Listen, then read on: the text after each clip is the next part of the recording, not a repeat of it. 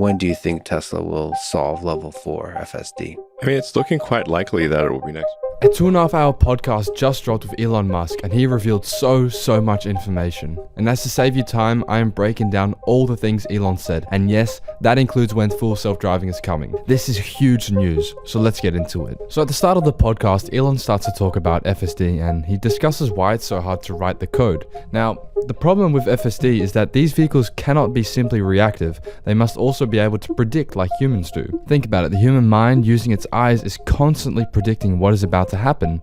I mean, we've been doing this for millions of years when hunting for prey, and for example in modern life, predicting the path of vehicles and bicycles on the road. Now, this is the hard part, Elon states, because FSD needs to be able to predict things accurately and not just be a reactive software. Now, this is also a big reason why FSD is not using LiDAR technology.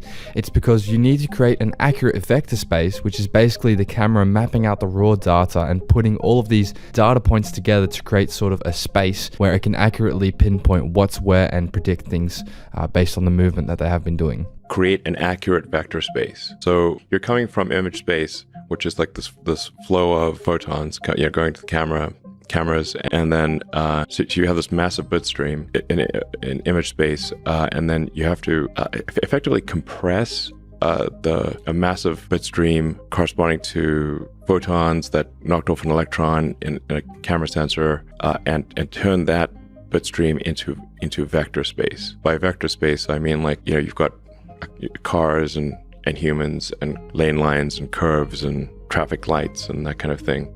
So what Elon talks about there is it's very similar to how our eyes receive all the beams of light, and from all those beams, our mind is creating an image of our surroundings accurate enough where we can interact with it. But having accurate vector space is very difficult. Yeah, I think we humans don't give enough respect to how incredible the human perception system is, to mapping the raw photons to the vector space representation in our heads. Your brain is doing an incredible amount of processing and giving you an image that is a very cleaned up image. Elon there mentioned how good our eyes are, and I should also note that the decision making is tough, even for drivers nowadays.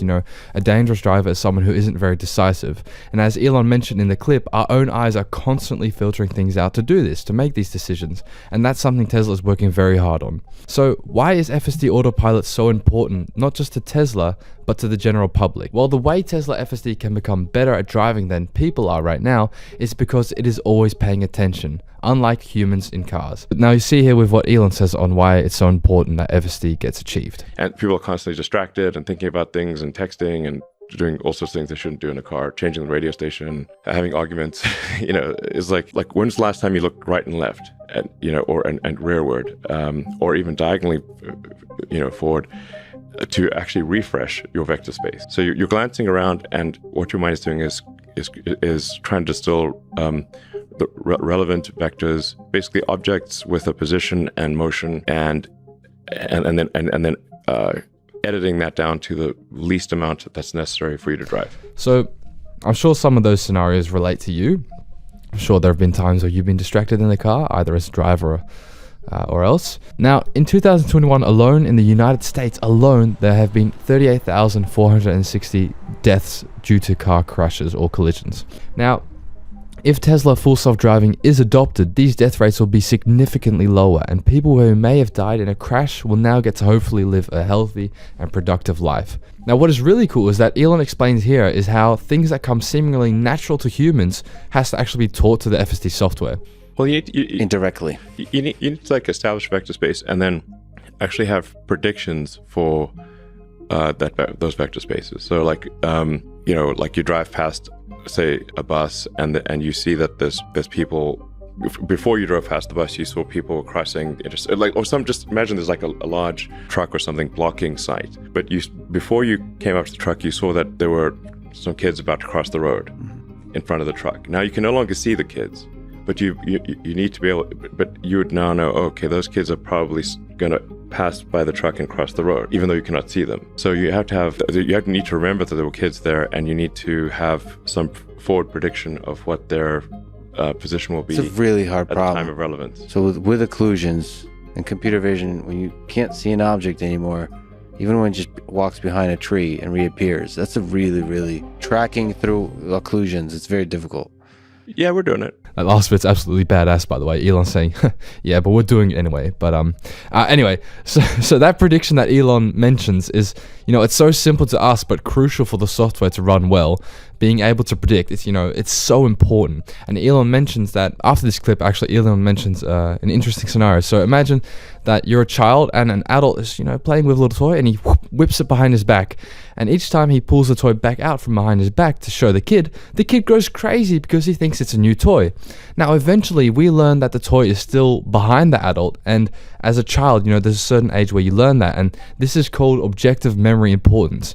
And Elon mentioned how Tesla software is sort of doing the exact same thing and using the exact same principles. And that's something that Elon touched on in that clip about the truck. So as of right now, cars using Tesla full self-driving software are safer. This is statistically true. They are safer than Tesla vehicles that are not using this software. And this is partially because Tesla full self-driving is basically an extra 8 set of eyes that your car gets. So the car can actually see better, and especially at nighttime, this is really important. Now, the real question is, when will Tesla solve full self-driving fully? Now, the clickbait intro you all want an answer to is, well, it's looking quite likely that it will be next year.